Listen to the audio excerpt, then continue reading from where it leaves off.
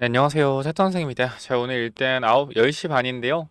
일단은 원전주를 조금 보려고 해요. 일단 두산 에너빌리아트 같은 경우는 제가 어제도 말씀을 드렸지만 64,000원 이 구간 있죠. 이 구간에 매물이 잡히기 때문에 이 구간을 좀 중요히 봐야 된다는데 오늘도 결과적으로 일단 밀어 올리진 못했는데 여기가 왜 중요하냐.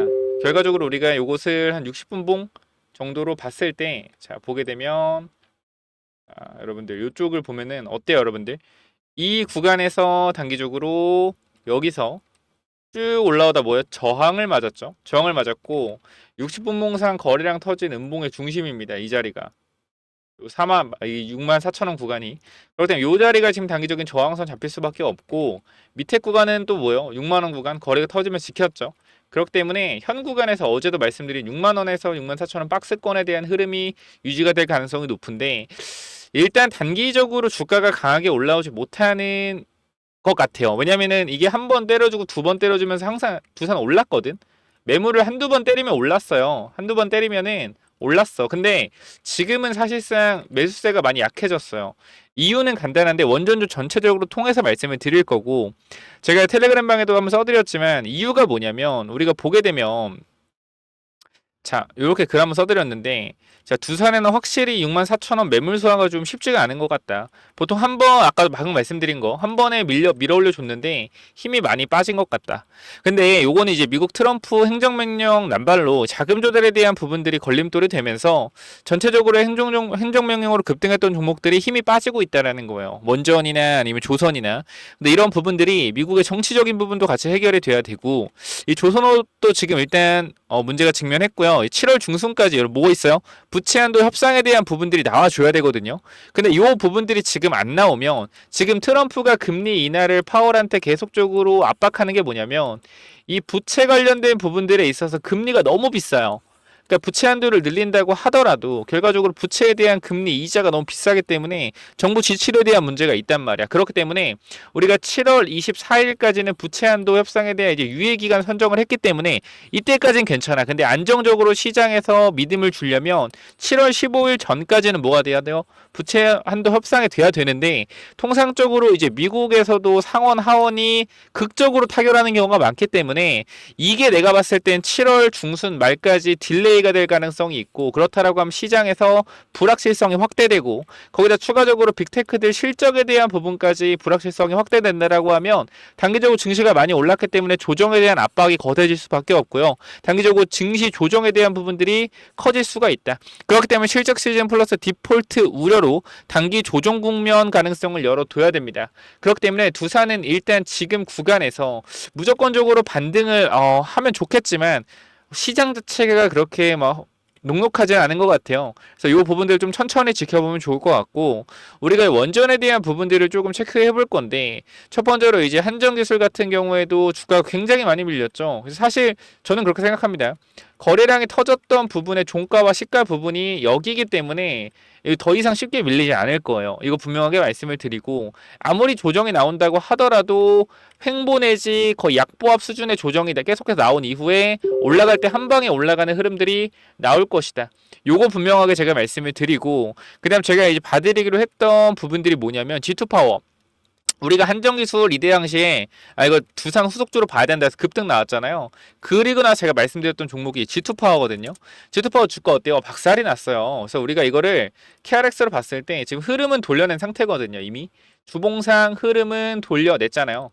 돌려내고 나서 추세에서의 지금 지지를 받고 있는데 제가 생각한 지지 구간보다 너무나 많이 밀렸어요. 그러나 저는 원전에 대한 부분 중에서 시총이 낮은 종목 중에는 사실상 G2파워가 가장 실적에 대한 측면이 엄청나게 좋은 건 아니지만 앞으로 성장성에 대한 부분들이 충분히 나와줄 종목이라고 생각한다. 재료들이 워낙 많기 때문에 그래서 이 종목 같은 경우는 제가 봤을 때는 현 구간에서 단기적으로 기회다라고 다시 한 번 말씀드리고 싶습니다.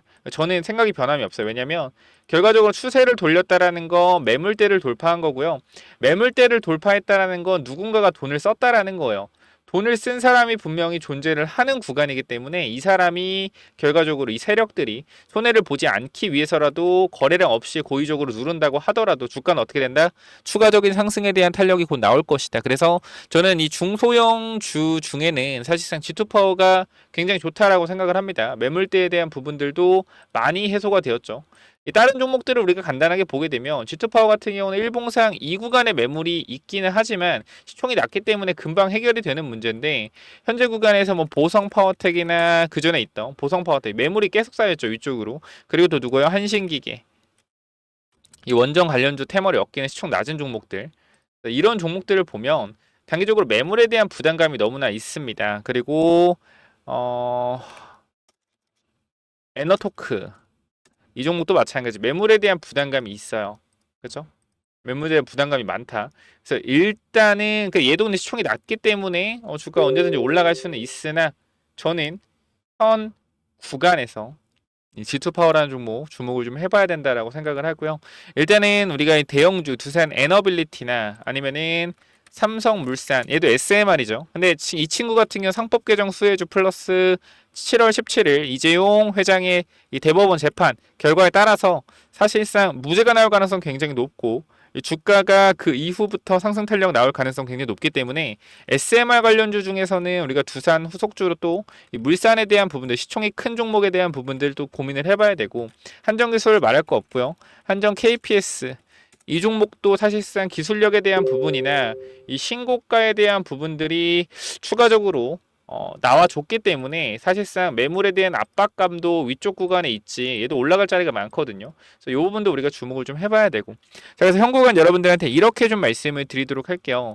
SMR에 대한 이 두산 관련돼서는 저는 사실 지금 단기적으로 수급적인 부분에 있어서 조정이 나오고 있는데, 그러니까 이게 지금 저는 끝났다 더 간다라고 말씀드리기보다는 일단 수급은 항상 좋다. 두산은 수급은 좋은데 개인적으로 일단 관심이 조금 떨어진 것도 있고, 미국의 행정명령에 대한 남발로 인해서 신뢰에 대한 문제가 또 있다. 왜? 미국도 행정명령 조선 선언을 했는데 돈 없다고 뭐 하고 있어요? 안 될 수 있다 이러고 있으니까 원전도 그렇게 되는 거 아니야? 라는 분위기와 함께 이 디폴트 관련된 부채 한도에 대한 부분들 전체적인 걸 고려했을 때, 그러한 문제로서 주가가 하락을 한다라고 했을 땐 지금 그래도 이 정도 위치에서 버티고 있다는 것 자체는 저가 매수세가 계속 유입이 되고 있다. 그렇기 때문에 이 구간에서 뭐 하게 된다라고 한 번 더 상승 파동에 대한 부분들 충분히 가능성 있다라고 생각을 하고요. 그렇기 때문에 제가 지금 밑에 구간에서 조금 보자라고 말씀을 드렸겠죠.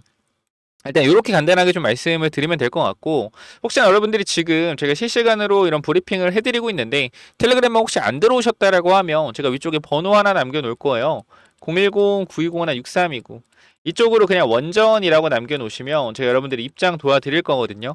그러니까 여러분들 위쪽에 번호 있죠. 010-9201 6329 이쪽으로 원전이라고 남겨놓으시면 제가 입장 도와드릴 거예요.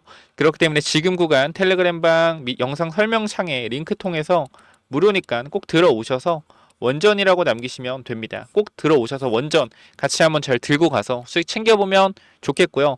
그 다음 제가 전선주 계속적으로 말씀드렸던 전력, 그죠? 이 스마트 그리드 관련된 부분들 최근에 좀 업데이트를 좀 해달라고 해서 제가 또 다시 가지고 왔어요. 그래서 우리가 항상 말씀드리는 게 원전이 중요한 게 아니라, 원전 중요한데 전력이 중요한 거라고 계속 말씀드리고 있어요. 그래서 전력을 많이 만드는 원전이 핵심이기 때문에 원전이 굉장히 중요한 거고, 핵심은 데이터 센터다. 데이터 센터가 전력을 많이 먹기 때문에 지금 전력 관련주 다 오르는 거예요. 그래서 이 데이터 센터로 들어갈 때 뭐가 필요하다? 전선이 필요하다라는 거예요. 그냥 못 옮기기 때문에. 그래서 전선주 보자라고 했던 거고, 40% 정도 전체적으로 급등이 나왔고, 그리고 제가 말씀드렸던 스마트 그리드 뭡니까?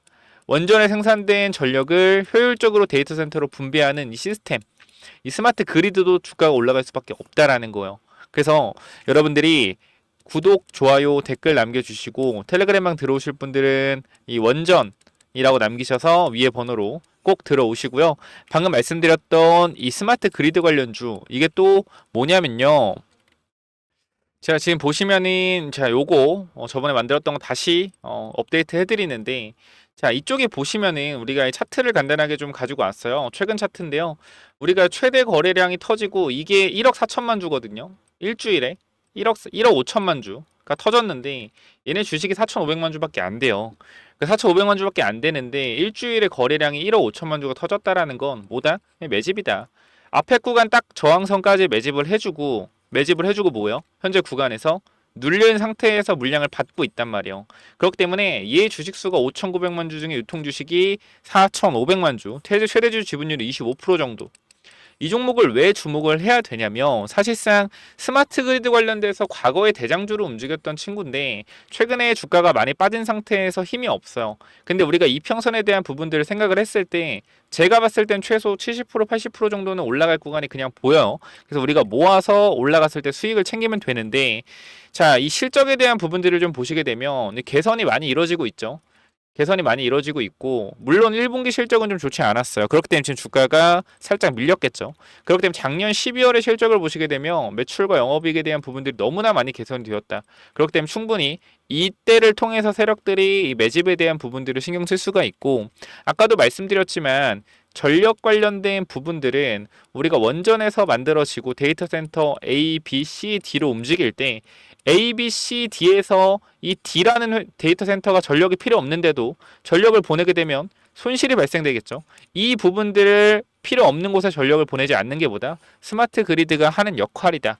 그렇기 때문에 우리가 이 부분들을 간단하게 좀 말씀드리면 기존의 송배전 시스템을 업그레이드한 새로운 차세대 전력망을 디지털하여 전기 사용량을 실시간으로 모니터할 수 있어 필요한 곳에 적절히 전력을 투입하고 남는 전력 생산을 조절할 수 있게 된다. 이게 핵심이란 말이에요.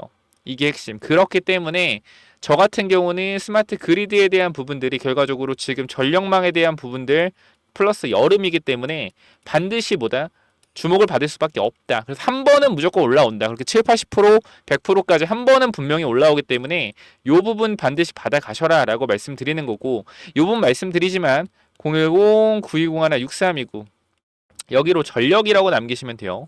그럼 요거 보내드릴 거니까 체크하시고 그 다음에 이 부분들을 확인했을 때 우리가 요 관제 시스템 ESS, EMS 뭡니까? ESS라는 부분들이 있단 말이에요. ESS 현장은 고가의 장비들로 구성되어 있고 장애로 인한 가동 중단 시 손실 금액이 아주 큰 만큼 무중단 서비스로 현장을 관리해야 하는데 이게 지금 안 보이시니까 제가 조금 줄여서 보여드리게 된다라고 하면 자 이렇게 돼 있죠. 자 읽어드릴게요. 관리해야 하는데 본 시스템은 50여 개의 현장에 적용하여 실제 현장에서 발생했던 다양한 장애와 조치를 통한 시행착오 과정을 통해 시스템 개선을 적용하여 현장의 안정적인 운영 관리 가능하다. 뭐예요? ESS 관련주라는 거예요. 우리가 그러니까 얘네 두 개 겹쳐 있는 거야. 스마트 그리드 플러스 뭐예요? ESS가 겹쳐 있다라는 거야. 우리가 2차 전지의 반등을 기대를 하더라도 제가 뭐라 그랬죠? 전고체와 ESS를 보라 했죠. 지금 ESS가 많이 움직이 전고체랑 제가 얘기한 대로 양극재 쪽이 아니라 그래서 사실상 두 개의 재료를 가지고 있기 때문에 언제든지 엮어낼 수가 있다. 그러니까 요 종목까지 여러분들이 반드시 010-920-6329로 전력이라고 남기셔서 꼭 구독, 좋아요, 댓글 남기시고 받아가시기 바랍니다. 여기까지 하고 마무리할게요. 감사합니다.